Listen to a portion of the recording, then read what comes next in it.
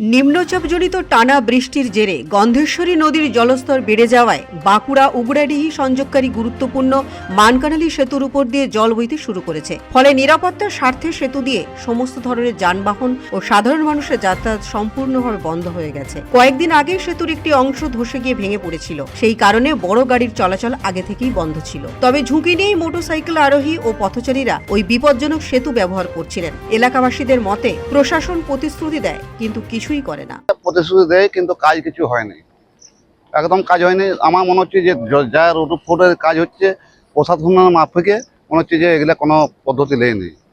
আর আমার কতটা সমস্যায় পড়েন?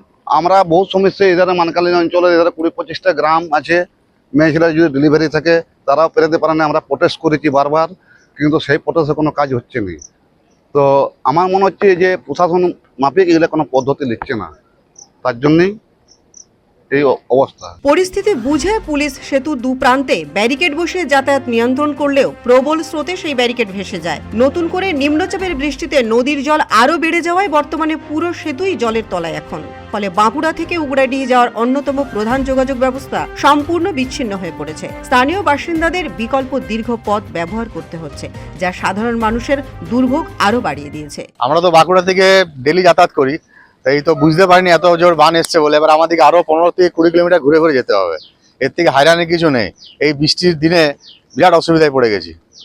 এবারে কি করে যে এটা কবে যে এটা শুধরাবে জানিও না। একে তো রাস্তার বেহাল অবস্থা, তারপর এই অবস্থা। ব্রিজটাও তো ভেঙে গেছে। ব্রিজ কিছুই নাই, ব্রিজ পুরো একদম নষ্ট হয়ে গেছে। আমরা 3 দিন আগেও দেখেছি ব্রিজে বিরাট আকৃতি একটা হোল হয়ে গেছে, অথচ ব্রিজটা বেশি দিন হয়নি, খুব রিসেন্ট। প্রতি বছরেই বর্ষার সময় ভেঙে যায়, তারপরে রিপেয়ারিং হয় এবং ঘোষণা করে নতুন ব্রিজ। আজও কি কোনো কিছু দেখতে পাচ্ছেন? এখনো তো আমরা বাঁকুড়ার থেকে আসা যাওয়া করি ডেলি, কোনোদিন তো দেখতে পাইনি।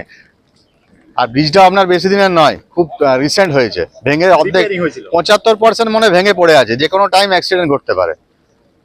কি মনে হয় প্রশাসনের উদাসীনতা? এখন কি করে বলবো, আপনারা এখন বুঝতে পারছি। এই সেতু পুনর্নির্মাণের কাজ আবার কবে শুরু হবে, অথবা সাধারণ মানুষের এখন বিকল্প উপায় কি, এই বিষয়ে প্রশাসনের তরফ থেকে কিছুই জানা যায়নি। ব্যুরো রিপোর্ট, পূবের কলম ডিজিটাল।